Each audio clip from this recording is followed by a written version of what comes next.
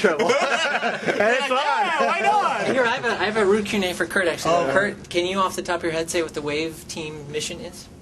Yes. And who are you? And who are you? First oh, sorry. Oh, my name is Kirt Debique. I am the product unit manager for the Windows Audio Video Excellence team. Very cool. The way I like to describe to people what our team does is in effectively two parts.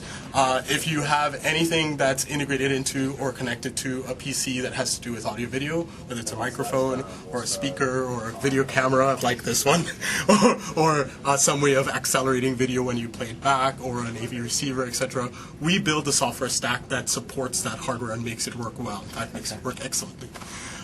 In addition to that, if you're building an application that does any form of audio video processing, whether it's a media player or a PVR or a music creation tool or a movie making tool, etc., you build that application on the APIs that we deliver. Yeah, so thank you.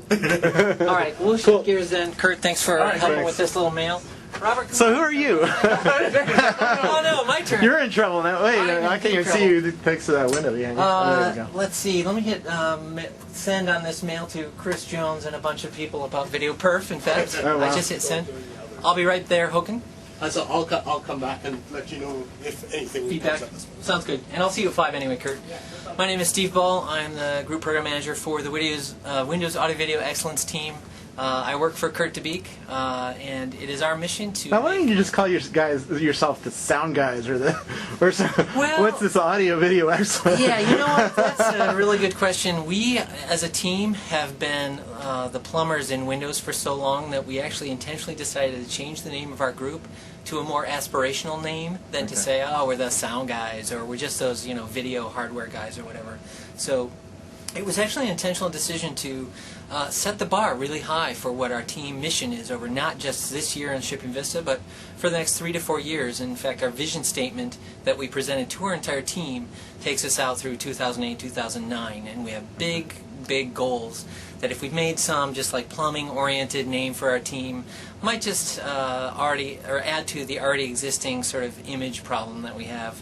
And just this self-deprecation that we throw around at ourselves. So we want to actually set the bar very high, and by putting excellence in our name, we're hoping we don't overpromise, but at the same time, as you'll see today, we have some pretty impressive stuff that we've built into Vista. So why am I here anyway? Well, I invited you over to take a look at a couple things, actually meet some of the people on the team who are fascinating people on their own, and let them talk about very briefly in their own words what they've been working on for Vista. And I wanted to show you at least one demo that has been surprising people lately about video quality. So let's walk down the hall. Let me, which way, this way? Yeah, we'll walk down this way. All right. And I'll introduce you to the WAVE PM team. We have about 12. What does WAVE stand for? Windows Audio Video Excellence. Okay. So these are audio and video PMs. In fact, when we get to the conference room, I'll draw a little picture. I kind of draw a little sort of layer cake picture of who our team is and what we do. Okay. And then I'll introduce some of the interesting personalities who've been driving some of the kind of Vista closure, power, and passion you've been hearing about in the press lately. All right. Here we are. This is our WAVE team war room. Cool. In Building 50. This is a significant part of the Windows Audio Video Excellence team. Actually, this is Rodolfo's logo we've been using to kind of show off our team and what we do. And now, when you say war room, so are you triaging bugs here? Are you? Yeah, actually, if you come over here, war room? We're using kind of an analog chart to take a look at the promises we've made in terms of daily bug count across our entire team. We have a target per day to get through a number of bugs, and we actually track how we do each day according to those targets. And then at the end of a week, we also take a look at where we landed, and at the end of a milestone where we're being measured by Brian Valentine and the Vista leadership team. Are these bugs fixed, or are these are bugs fixed? This is not just like bugs we decided to punt or blow off or decide were important, though. So these are real bug fixes that are going into And where do these bugs come from? Boy, that'd be an interesting question to ask this entire team, but for the most part they come from our own test team. We have a big runtime test team. They come from everybody who's using Vista. Brian Valentine and Chris Jones have filed bugs on our audio and video infrastructure. Our PMs, our devs, our PUMs, our GMs, our VPs are all finding and filing bugs, but so are our partners. In fact, let's use that as a transition to introduce a couple people. Cool. This is Håkan Stranda. Hey, how you doing? How are you? Hey, Håkan, this is your chance to do what we did a couple weeks ago, which is give the elevator pitch for who you are and what you own. What you Okay, so my name is Håkan Stranda. I'm a PM. I work on the audio device infrastructure in Windows. Everything has to do with streaming audio devices. So when you have a PC and you add a card to it, or you have an integrated audio solution, which in most cases today, then the drivers and the driver infrastructure that streams data to and from those devices, I work on that technology. Wow. My main focus the last couple of years has been an initiative called the Universal Audio Architecture Initiative. Okay. And I took the liberty. Well, I'm making a drawing over there. Okay, I let's can go. show it the camera. It's basically in a very short, descriptive way. It's an initiative. It's an umbrella term for Microsoft creating Windows audio class drivers that ship in Windows that support standardized audio hardware solutions that we then require Windows PCs to ship with. Okay. So it's basically enabling a VGA type experience on audio. So it's a guaranteed type audio experience. And when are on we audio. going to see the first PCs that have this? Will that be Oh, like they already next year? exist in the Oh, market. they already? Yes, they Okay. do. And Vista already has the driver in the build. We're working obviously on all the bugs that we found in it, so that's exciting stuff. Very cool. For the end user, what if they had one of these devices versus an older device, or what Well, would it's really you- beneficial for the end user when they upgrade or buy a new operating system in the future. Okay. They won't have to look online or look for the CD for their audio driver. They can just basically install the Vista +1 operating system, and then their audio device will just work right out of the box at a certain base level experience. Very cool. Thanks. And next, why don't we start at this end? Lan Yi, who is diligently checking her exploding inbox. Pretending to be busy. Lan, do you want to give a quick overview of what you own, what your team does, and then we'll drill in a little deeper? Okay, Lani, Yeah. the lead program manager working for Steve. I'm trying to see where I map in the grid, I guess. Keep going on, we'll come back to it. Okay, so my team basically does two initiatives. One is called Windows Audio Video Excellence Right. Initiative, which deals a lot with the audio video quality, fidelity, performance issues. And we also deliver the new audio video pipeline on on Vista called Media Foundation. Okay. The other big piece of initiative that my team owns is called Protected Media Path. Part of it was delivering the content protection or access infrastructure into our audio video pipeline to make it more friendly and accessible to, make user more accessible to the premium, next generation premium content. Wow. Namely HD, DVD, Blu-ray disc, and that kind of thing. So that's And I just saw that at the Consumer Electronics Show, and that's going to be a big change for home entertainment. So. Yeah, I think we demoed our HD DVD application at the CES. Yeah. Yeah, so our team delivers the underlying audio-video infrastructure for providing. How much work do they have to do to to support HD DVD? I mean, is that a The huge biggest- change to the underlying, or? I think the biggest challenge, that piece actually is not owned by our team, is the IHD implementation, the piece that actually implements the rich interactivity for the for the HD DVD. That's actually a lot of work. But underlying audio video, when it comes to rendering the audio and video content in a robustness way, a lot of that is actually delivered by our team. So it's a collaborative effort between the WAVE team and various other parts of the Microsoft team that Cool. delivers the entire user experience. Cool. Prakash, you want to go next? Yeah, sure. Yeah. Hi, my name is Prakash. I'm a program manager on Windows Media Foundation. I work for Lanier, and I'm fairly new to the team. So I own the Windows Media Foundation, which is next generation platform for building audio and video applications. Okay. Uh, So developers are going to be using your stuff. Exactly. Yeah. And for this release of Media Foundation, we are mainly focusing on playback applications, especially those playback applications which support premium content. And mainly we are focusing on three areas. I would say DRM interoperability, content protection, and the glitch-free initiative. Yeah.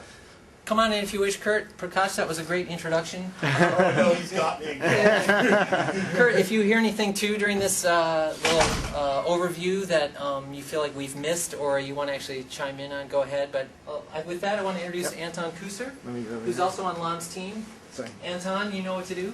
I know what to do. My hi. name is Anton Kusser, and I'm Yep. responsible for what Lon was just talking about briefly, is Protected Media Path, which is its main focus in Vista is to enable next generation content, ACS, which is the protection system that's going to be used to protect both Blu-ray and HD DVD, to playback inside of Longhorn, and also enable a very extensible model. Now, are we going to support both Blu-ray and HD DVD in Windows Vista?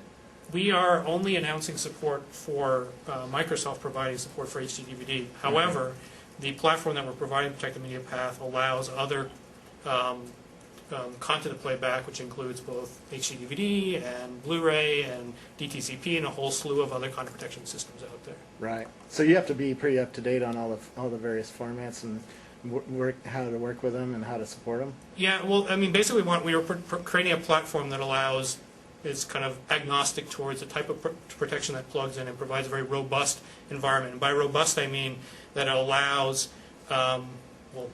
protects against someone trying to hack into the system and get at the content. So it protects the rights of the owners of that content. Very cool. And who are you? Yeah, I'm Dave Marsh. So as Lan and Anton were mentioning, we have a protected environment within the Vista environment, which is where essentially the audio and video graph is running. And what I worry about is how to get the content out of that protected environment, out to make light coming from the screen, and of course noise coming from the speakers, without somebody along the way being able to siphon off that content and steal it essentially. Right. And so Isn't there always a way to steal content, though? yeah. What it's about, the whole name of the game. I could always put a microphone there and even get it analyzed. The whole name of the game is to increase the protection level in Vista so that more premium content flows to a Vista PC. And that is the big benefit that we're providing to consumers. But of course, to do that, we have to give the necessary assurances to the creators of the content, as Steve was mentioning, to make sure that they are properly rewarded for putting that content onto the Vista platform. Right. And musicians or movie houses have the choice of using this technology or not, right? Yeah. Like I'm using a camcorder. I could put up my content on Windows Vista and Yeah, make absolutely. it freely available, right? In fact, the initiatives that I work on, PVP, so that is the thing that is controlling the various protection mechanisms on the output of the PC, things like HDCP, Macrovision, CGMSA, those kind of things. And also on the audio side, Puma, which is the protected user mode audio environment. The way those things operate is that they receive what's called a policy object, and that is the thing that tells them what to do. They're not making decisions themselves saying, hey, I think I'll turn on HTTP now. They're receiving a policy object. That policy object is essentially coming from the content. So you, as a producer of a piece of content, can decide from a menu, yeah, I think I need that protection or I need that protection. And, the content producer is making a judgment. Yeah, it's a bit restrictive to not allow them to record it. Do I want to make that restriction, or do I want to make it more freely available? Yeah. That's the content owner's decision to make, not ours. We're just, right, if you like, the humble implementer of the tool that responds to that policy that we get given. Which kind of content permissions are going to require new hardware? Because I've heard something like there's going to be new monitors that will be required to play certain kind of video. And why would a movie house do that when not everybody has those new monitors, right? Yeah, I mean, it is an unfortunate fact that it is necessary to protect the link across to the monitor for some types of very high-grade premium content. All of the content that works on XP and, in fact, beyond that, that'll all work just fine. We're talking about the very high-grade premium content where those restrictions, start to become necessary. But what we've done in Vista is provide a range of mechanisms for coping with the fact that perhaps they just have a VGA monitor, and so we can just reduce the information content in the signal just a little bit, just so that it's not the absolute pristine version, but actually most users probably won't be able to tell the difference. So we're trying to strike a balance between what the content guys want and what the consumer wants, which after all is a nice user experience, and that's what we intend to give in Vista. Yeah. So. Now, I just came from the Media Center folks, and they were showing me some really cool stuff with the Windows Vista version of Media Center.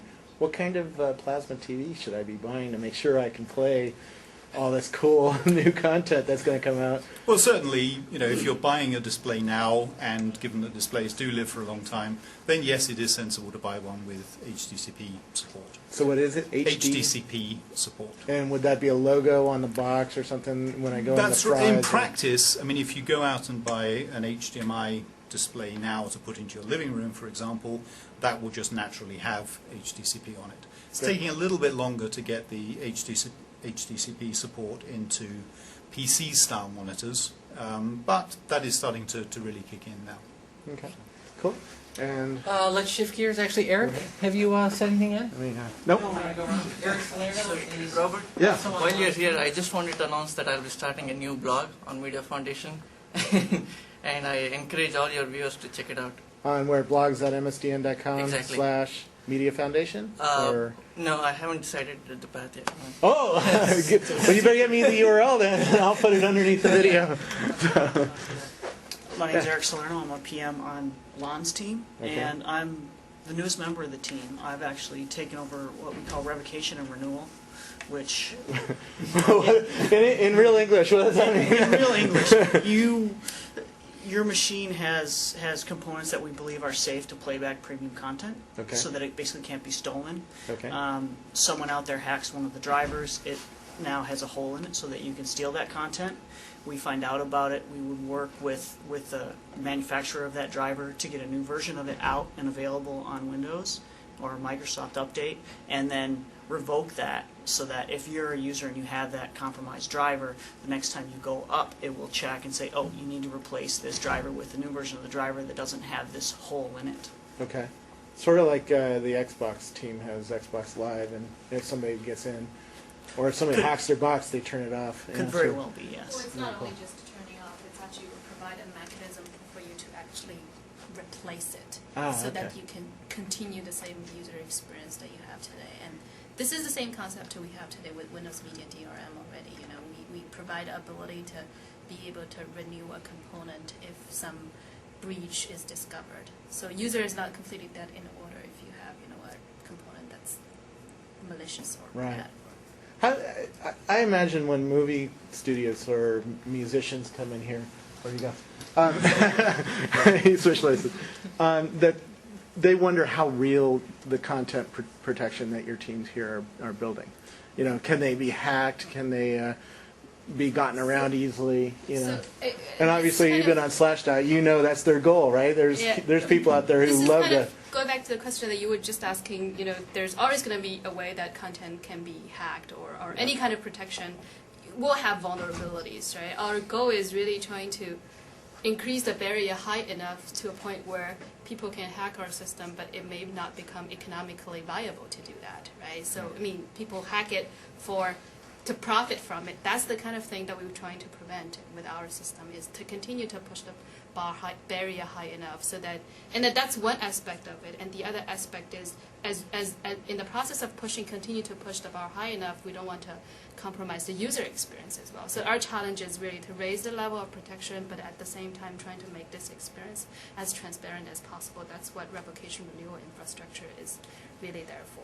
You guys really are at the center of a bunch of conflicting interests, aren't you?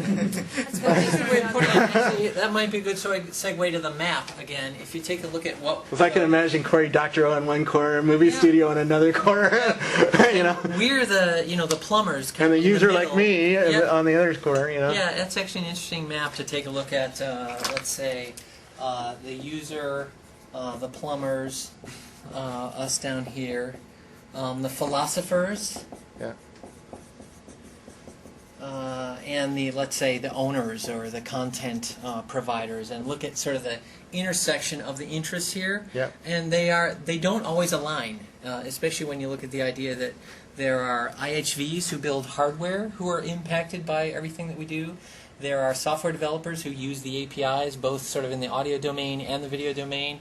And then there are a bunch of user experiences that get compromised or get very complicated when you actually take into account all of the interests of the philosophers and the owners. And these two people in particular, if you include philosophers like our friends at Slashdot or like our friends at the EFF, there is some interesting thought there. There is some interesting cultural information being kind of looked at in theory. But when it comes down to it, there's also businesses and people's lives and livelihoods who are at stake. And if you come over and just sort of live in an ivory tower and say everything should be free, it tends to undermine not only social systems, but it takes away people's livelihoods and shakes things up in a big way. So we are in the center of some very controversial I'm one of issues. these guys here. We all are in this room, actually. Yeah, and I want to be able to buy a movie, pay these guys, and take that movie, on my portable device, on my car video device, on my plasma screen when I get one. And unfortunately, some of the technologies you guys here in this room develop make it hard to do that, right? Yes and no. Our goal, let me come back to this chart for a second. If you take a look at the user experiences that our team works on for audio, there's things like per app volume, there's sound control panel. For video, we'll show you a demo, actually, some of the video stuff we're doing. But when it comes to sort of content access and DRM, we hope that there's no user experience that ever gets in the way of a user trying to actually find, purchase, access, and share the stuff that they care about. However, if you come back to one interesting concept that's been flying around for the last 5 years or so, you said, Robert, you're up here, like users. The actual truth is, these are starting to become the same thing with some of the long tail thinking that's been going on for the past few years. If you look at Google Video, if you look at the idea that how many people in this room shoot home videos or are actually musicians? Any quick show of hands? Yeah. We, actually, this group of people are slowly becoming this group of people where the song I created in my audio editing app last night, I might actually want to charge somebody 99 cents for that if they want access to it. Or the stupid video that we shot last night of some I don't know. Your music's pretty good, actually, by the way. Well, let's use it. My wife even likes it. She should read about it on her blog. Very good. I met her Saturday night, which was also an interesting follow-up we'll do. But I think, in general, the idea that these users are sort of separated from content owners is rapidly changing as each of us goes out and becomes the owners of 10,000 photos or the owners of our legacy video. That we're capturing and putting in a vault for 50 years from now when our kids want to see what they were like when they were born or something. And our podcasts and our Channel 9 videos. So the idea that there's a big barrier here, or that these owners are all fat cats in Hollywood, or some kind of and they're even with home videos, right? There might be some home videos I want only my family to see, and I don't want anybody else. Or my doctor's going to take video. I just was at Carnegie Mellon, and they have a robot that crawls on your heart, right? Well, that's going to turn into video content, and I don't want that to get into anybody's hands, right? So. And as soon as you attach a business model to some of this content that is user-generated and part of this long tail stuff, that the theory is that the value of all of this stuff under the long tail curve is probably equal to, if not greater than, the value of all this sort of high-value U2 and Sting content here in or major movie studio stuff. If this stuff actually has a business model and a monetization mechanism built in, all of us could become very wealthy with the stuff we make at home every day if we reach, a billion-person audience. And so there's an interesting sort of shift that occurs when it becomes your content that you're trying to protect versus some movie studio guy who's trying to keep you from watching or sharing or accessing your stuff. So that's another interesting aspect of the crossroads we face right now. But let's keep moving. A couple of the personalities to introduce. This is Rodolfo Vargas. Nice to meet you. My name is Rodolfo Vargas. I'm the program manager of video. And I'm responsible for the DirectShow, which is the media component in Windows since Windows 95. So it's what enables digital video. I am also responsible for the XVA, the Video Acceleration, which is the video pipeline, is the most powerful pipeline on the planet right now, which enables basically 300 million transistors created by NVIDIA, or NTI, or Intel, and we enable the capability on computers to run high-definition video, for example, this kind of thing. Excellent. What country are you from, by the way? Mexico. Excellent. Well, welcome. Rodolfo is also new to our team and new to Microsoft and an industry veteran. He's well known in some of the standards bodies as well. And Hoken already got a little introduction, but did Yep. you get through everything you needed with UAA? Sure. All right, let's shift gears then with only a little bit of time left. I'd like to actually take you down and show you a little bit Now, of the what does video your work. team do in this meeting usually? Because we're in the war room, right? That's a good question. Yeah. Go to war. We go to war. And what does that mean? Fight. Fight over what? Fight over what? Whether a bug gets fixed or a feature gets I'll let added? Or? Steve give his politically correct version. My versions aren't always politically correct, but my quick answer to that would be that we fight over the things that we believe in, and we don't always agree on priorities. We don't always agree on how to say who we are and what we do. We don't always necessarily even agree on what user experiences should be. So, in some ways, the sort of Microsoft culture. So if he says the button should be red and she says it's green, who decides?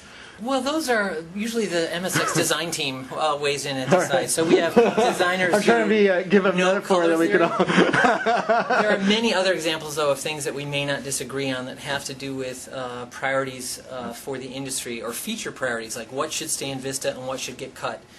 There's many examples of things that we feel like, well, they weren't quite there yet, so we're going to cut them from Vista rather than deliver a half-baked solution. We'll save this for the next release. And those are the kinds of things that if you've been working on a feature for 2 years, it's hard to watch your baby, get chopped out of the next train. But the good news is, I think everyone in this room is trying to figure out what this means, the same as the press. We are working actively as a company to look at faster, more agile release cycles, and not feel like if we miss this train, we're going to have to wait another 5 years for the next one. Now, why don't you let the general public into rooms like this? Well, there's a number of reasons. One is that we often have very sensitive conversations around what's important, and those are the kinds of things that aren't conversations you want to have in front of your partners and your customers. I'm sure most companies, and you, and even in Naked Conversations, there are sensitive issues that you don't want to necessarily debate until you've either made a decision, we were chastised a few weeks ago together for disclosing something in public that wasn't maybe quite ready for prime time. So there's a fine line between being transparent, which is generally always useful, and being discreet and waiting till you've actually made a decision as a group or made a decision where you have a review up the entire food chain of your division before showing the backroom ugly debates that go on in trying to create an excellent experience. Because my definition of an excellent experience may not be the same as Prakash's or Lon's or yours. Right. And for me, as a mostly audio-centric guy, I may only be hearing kind of things that affect audio, not care about video, not care about 3D graphics or what the gaming scenarios are that I may be blowing off by focusing on my little view of the world. So in some ways, the disagreements we have in here, I feel like serve to refine the product. And when we actually disagree, the goodness that comes out of that is often that we get a better decision, or we get we get to the bottom of how and why we are doing. Since what I'm we the do. user guy, how do I know I'm represented in this room? Because there's a lot of big money and big interests over in that owner side. That's a tough question. I might leave that The philosophers to you can sort of ignore, but the to user, the marketing team to answer. Any comments? Yeah, well, I mean, just going back to what Steve was talking about earlier, Yeah. with this sort of dichotomy here, what's key to actually developing a platform is you don't know what the right answer is, right? That's for the market to decide. So I think really the trick is to have a platform that's flexible enough that regardless of the scenario, whether we're talking about the sort of Hollywood big money kinds of things or the long tail stuff and you and I creating content, who knows? And who knows what they're going to want to do with it and what the usage models may end up being. So, and it's not just money either, right? It's where you can take the content, what you want to do with it, what you want to allow others to do with it. So really, the only thing that's going to be viable long term is to have that flexibility where the market gets to evolve over time and figure out what works and what doesn't. So there is some trial and error there. So in your case, if the user isn't represented in this room, that's obviously going to pose problems, and that's going to delay the eventual success of this kind of system. But I think the reality is because everyone here, frankly, everywhere in any of these buildings, we're all users. I think we all hopefully are sensitive to that and know what works and what doesn't work, and the whole process of dog fooding gets at that kind of mentality. So out on the community, out on the blogs, we see these kind of DRM technologies as lock-in. Microsoft is just trying to be evil and lock us into our platforms, rather so that I can't take your music and put it on an iPod, or I can't take your music and put it on a TiVo or whatever, and I can only play with it on Microsoft devices. Is that something that you guys think about, or? Well, I think if you look at it, I mean, some of that just gets at, well, Microsoft's making a bunch of money by locking all this stuff down. I think if you go look, first off, we license the technology on lots of non-Windows devices. The royalties are extremely competitive for those devices, and that's why we've been able to see the numbers of IHVs supporting our platform, I think. So, it's clearly not a money-making thing for us, especially not when you've got a company the size of this one. Yep. I think what it has a lot more to do with is just the willingness and desire on our part to want to make sure that content flows to Windows, flows around the home. In some scenarios, maybe it's not a question of the PC. Maybe it's a question of connecting to a set-top box or something of that nature and taking it on the go with you. We've just announced a deal with DirectTV to do exactly that. The point is that we want to make sure that Windows is a part of that somehow, some way. There's a lot of content as it comes wherever you get it. Some of it's going to want to go to Windows, and some of it's going to want to come from Windows, and we think that's a good thing. And there is a good side of this, right? I mean, if you look at the Transcontinental Railroad, that got built because there was a profit incentive for the company to build it across. And same thing with music, right? Yep. Music or movies. Somebody's going to spend $100 million on a movie. Yep. They're going to spend it only if they know that there's going to be a return on their investment, right? And you guys, by doing this kind of technology, you'll get more kinds of content delivered to our platform, right? And again, Steve was talking before about how even in this room, people disagree on, right and wrong. I can't imagine the disagreements. I'll have a little webcam right here. Frankly, the same thing probably holds true with this, really contentious topic of intellectual property and what someone does have the right to do with content. Once again, from our perspective, we're just creating a platform, and the market and any other third parties, regulatory and otherwise, ought to weigh in on what is appropriate and what isn't. But for us, I think again, typical users, readers of your blog, for instance, probably don't want Microsoft going out and saying this is okay and this is okay and this isn't so okay, right? Probably rather we be somewhat agnostic as far as that goes. And that's what, when we get the philosophers involved, like Cory Doctorow, his message to us when he came here and spoke was the company that does the least amount of, DRM or lockdown will succeed in the marketplace, right? That's not true if you look at Apple and the iPod, though. The success that you've seen on iTunes has a DRM component, and it's working, and it has a function and a purpose, and it unlocks the content for the people who own it, and it also, to date, doesn't seem to have gotten in the way of most people who are, buying and working with that sort of body of content. So there are scenarios where the content access is, in fact, invisible for the most part.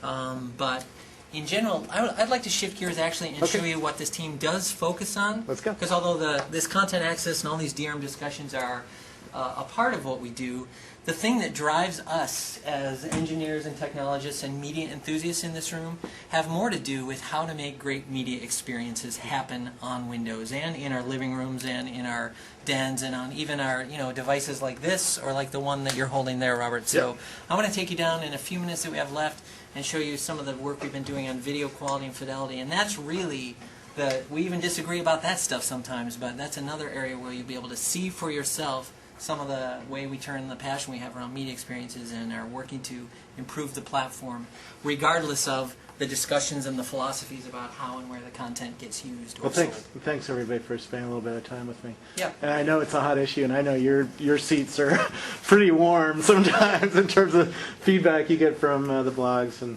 it's nice that you guys spend a little bit of time with me. Well, good. We love to find ways to be transparent. So we're going down the hall? Or? Yep. Okay. Actually downstairs too. I'm going to go down to Alex's office and show the video demo we saw last week between XP and Vista. So thanks everybody for making time to do this, and see you all later. Thank you. Well, before you start, had a little bit of a false start there. Try to. We just false started because we matched the monitors up, so and made sure it worked okay. Nope. So who are we with? Okay, so Alex, do you want to introduce yourself and tell Robert and the Channel 9 world who you are and what you do for the WAVE team? Oh, well, I'm Alex. I am a software design engineer lead in the WAVE team. My team is responsible for pretty much ensuring that audio and video in Vista delivers high performance and the level of quality that users got used when using their dedicated consumer electronic devices. So we pretty much want to make Windows or exceed. What's bad with my audio right now? It sounds pretty good. Well, I get some complaints about my audio. We have a demo that we'll be showing real soon at how easy it is to make audio playback and video playback in XP today, and what we are doing to make that experience better, as in you can listen to your audio tracks and be doing other work in the system, and you won't have to withstand those annoying glitches that sometimes happen during playback. Okay. So that's what we're going to show. Excellent. Yep. So you have two machines here? Yes, we have two machines. They have the exact same configuration side by side.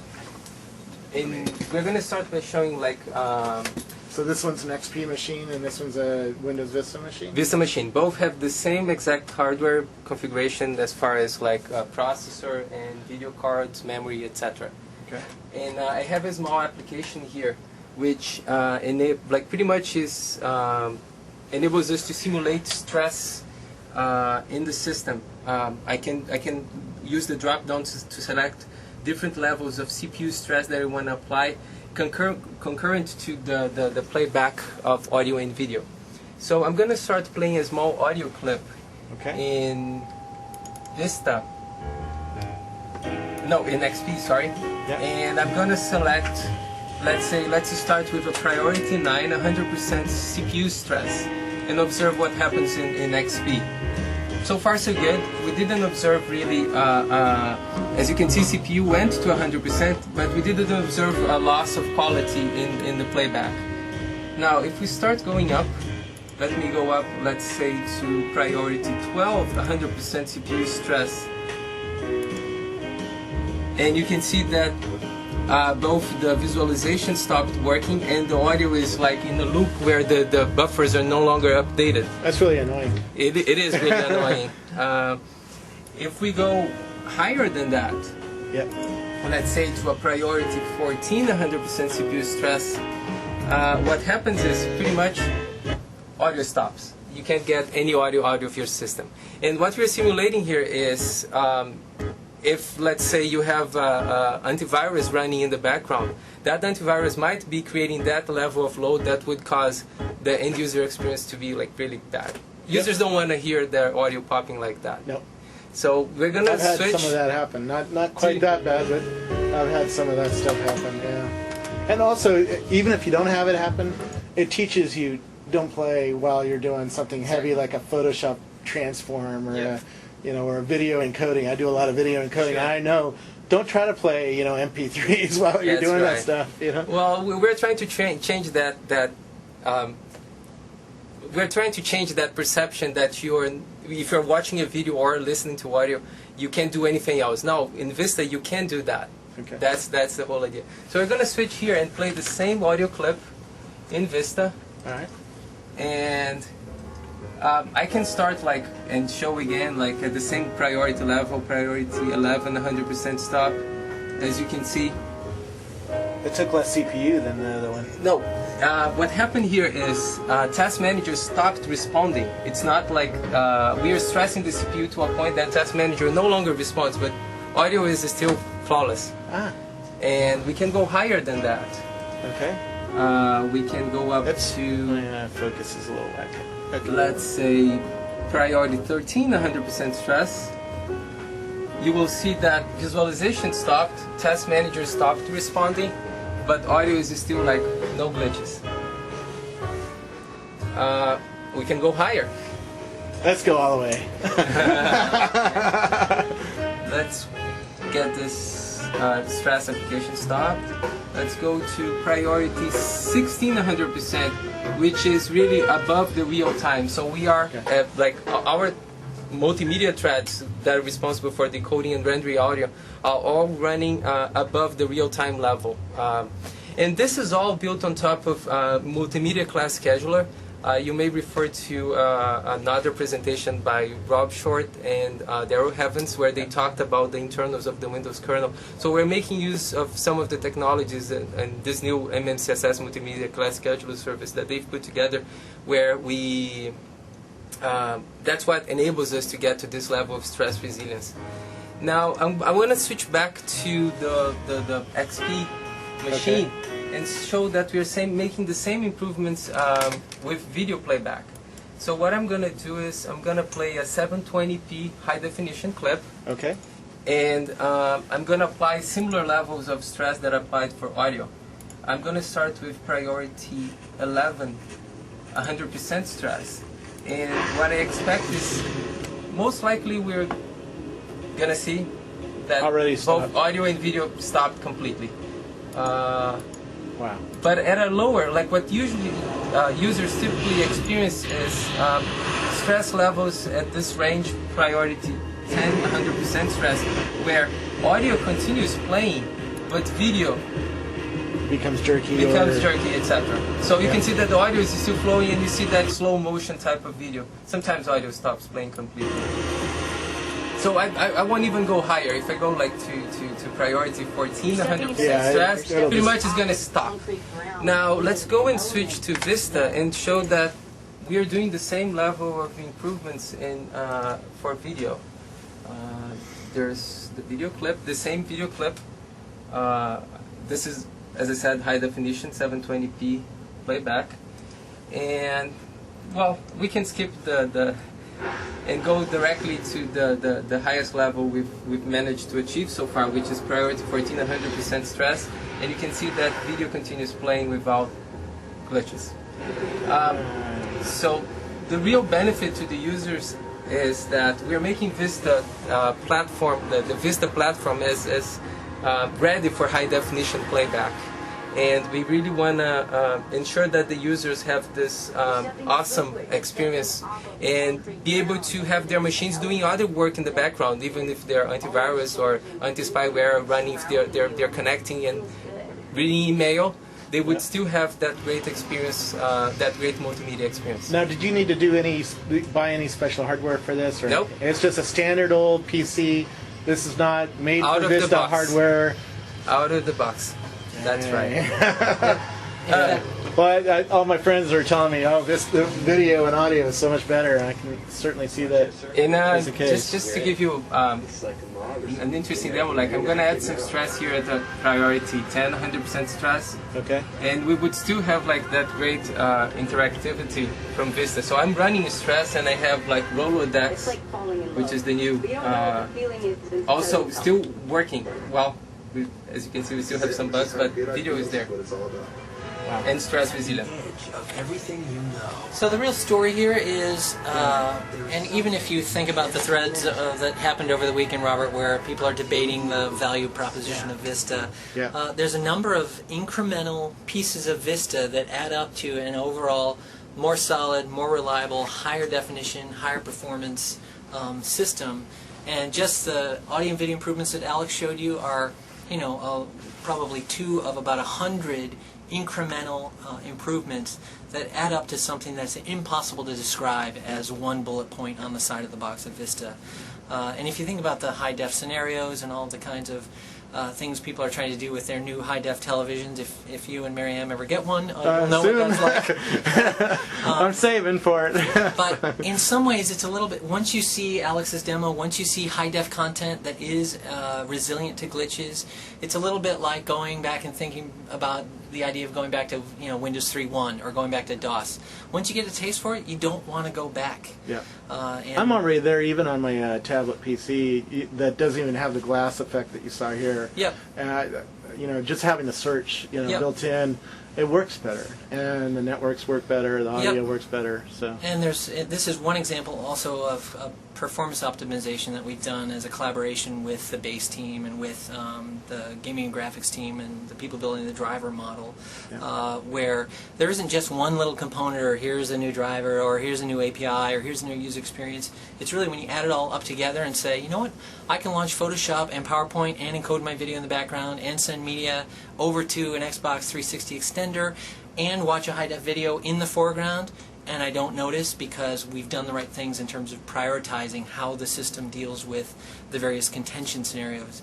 Those are the kinds of things that you just can't explain to Walt Mossberg. You can't explain to the skeptics. You could, actually. Walt's pretty smart. Yeah, true. All right. So, Walt, I'm sorry. You probably get that. But it's hard to explain it in theory. It's much easier to show you a very high quality experience. It's hard to explain it on a blog, and even with the camcorder, it's something you notice a month later. You know, when you actually are going, man, I don't have to stop my videos anymore. You know, the way I used to, or I don't have to stop playing music.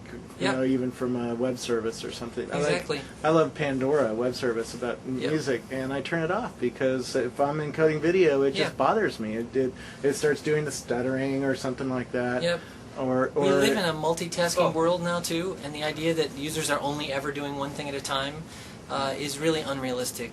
And so the new system is architected for multitasking, and we've built at least the media infrastructure for Vista from the ground up, really, in a way that hasn't been possible in the past. We know we will have succeeded if the users start. My goal is really, the user shouldn't know about the feature. The feature is all about if they no longer get the glitches there, we succeeded. That's the idea. We really want to make sure that users enjoy multimedia like apps as video and audio play, and have that consistent experience without glitches. Well, they'll be swearing at their computers a lot less. And I guess that's a thankless task from your side of things. But, it is, and I should mention one thing too, which is a little bit of a caveat, but sort of to look at the kind of comments or anticipate the kind of comments we may get. We're talking about brand new OEM Vista systems where there's a logo, the system's been tested and certified. If you upgrade an old machine from 1999 and you have ATI's 1998 card or NVIDIA's 1988 card or some old hardware in the system, we're not guaranteeing that any Vista machine running on my smartphone, will be you'll never see or hear an audio video glitch. But we are saying that the infrastructure and the hardware that is in fact designed for Vista will have an unprecedented set of resilient features that will make audio and video playback unlike any other version of Windows we've released. So that's the quick story. Looking forward to getting the ugly, hard, bashing feedback that these things always seem to generate. But one of the other things about this team, we're also resilient. So bring it on.